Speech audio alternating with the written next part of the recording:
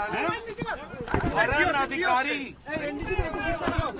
जो परसों शाम को 8 बजे अपने निवास स्थान पर आपने देखा होगा कि चुनाव के नतीजे निकलने के पश्चात किस तरीके से टीएमसी के गुंडे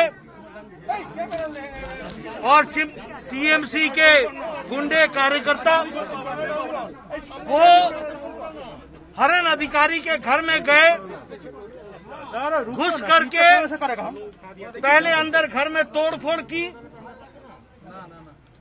महिलाओं को धमकाया, बच्चों को धमकाया, उनके ऊपर अटैक किया और मिसेज हरण अधिकारी जो हरण अधिकारी की पत्नी थी उनके मुंह पर वार किया, उनका दांत तोड़ दिया और बाद में हरण अधिकारी को वहां से निकालकर घसीटते हुए पीटते हुए इस रास्ते से उसको ले गए और रास्ते में पीटते पीटते उनकी जान चली गई, वो शहीद हो गए।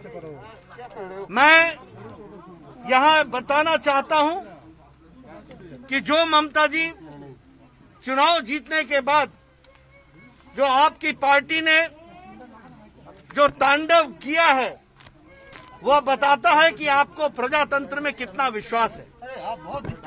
और टीएमसी के कार्यकर्ता और नेता ये कह रहे हैं कि ये सारे घटना ये सोशल मीडिया में फेक न्यूज है।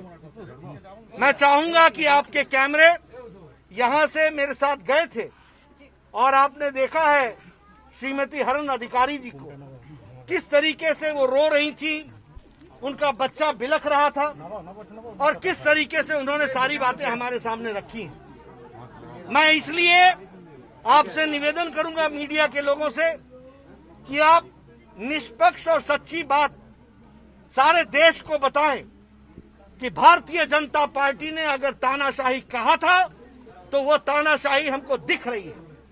अगर हमने टोलाबाजी कहा था तो ये टोलाबाजी के ही सदस्य हैं जिनको ये डर था कि बीजेपी आएगी तो उनका दाना पानी समाप्त होगा और उनको ये टोलाबाजी करने का मौका नहीं मिलेगा। हमने कहा था कि तुष्टीकरण की राजनीति नहीं चलेगी। अभी लोग यहाँ पर बता रहे थे, उन्होंने नाम लेकर के कहा है, नाम की लिस्ट मुझे दी है और इनमें से एक भी व्यक्ति अभी तक अरेस्ट नहीं हुआ है।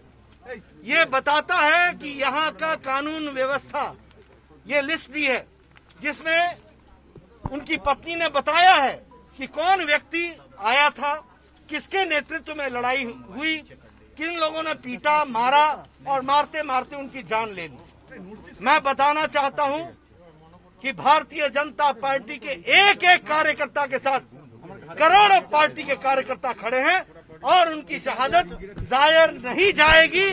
प्रजातांत्रिक तरीके से लड़ करके ऐसी विचारधारा को उखाड़ फेंकेंगे, ये मैं बताना चाहता हूँ। सर, महिलाओं की तस्वीरें बहुत ही अलग तरीके से आ रही हैं। एक मिनट, मैं ये कहना चाहता हूँ कि भारतीय जनता पार्टी के राष्ट्रीय अध्यक्ष के बतौर मैं सब जगह जा रहा हूँ। हमारे महामंत्री आए हैं, हमारे दिलीप घोष जी हैं, हमारे लॉकेट चैटर्जी जी हैं, हमारी कैंडिडेट है यहाँ से राहुल सिन्हा है, मुकुलदा है, सब लोग सभी कार्यकर्ताओं के घरों में जाएंगे और उनके परिवार को धारस भी देंगे, उनकी न्याय की लड़ाई अंतिम मोड़ तक लड़ेंगे और उनको न्याय भी दिलाएंगे और यहाँ बंगाल में न्याय स्थापित करने के लिए कोई कसर नहीं छोड़ेंगे, ये मैं बताना चाहता हूँ। जहाँ तक बात आपने महिलाओं की है तो मैंने पहले भी कहा था, ममता जी के राज में सबसे ज्यादा रेप केसेस हुए।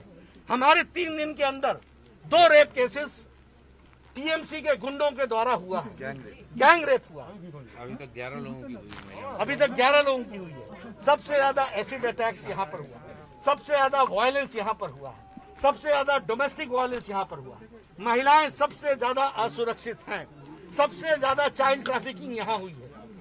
ममता जी को इन सब चीजों के लिए लड़ने के लिए सोचना चाहिए था, तो उन्होंने वही फिर से टोलाबाजी, तुष्टीकरण, तानाशाही शुरू कर दी है और भारतीय जनता पार्टी चुप नहीं रहने वाली है, ये मैं बताना चाहता हूं। और हम प्रजातांत्रिक तरीके से लड़ने वाले लोग हैं, डरने वाले नहीं हैं। और डरने वालों को मैं बताना चाहता हूं कि डराने वालों को मैं बताना चाहता हूं कि आप में वो ताकत नहीं है कि आप भारतीय जनता पार्टी को रोक सके।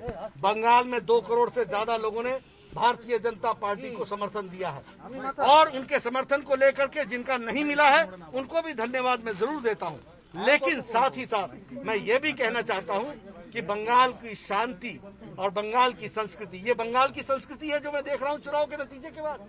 यही तो मैं बोलता था, मेरी बात तो सच हो गई। और 5 बजे नतीजे आने शुरू हुए और 8 बजे एक घटना घट जाती है, तांडव नृत्य शुरू हो जाता है गुंडागर्दी का।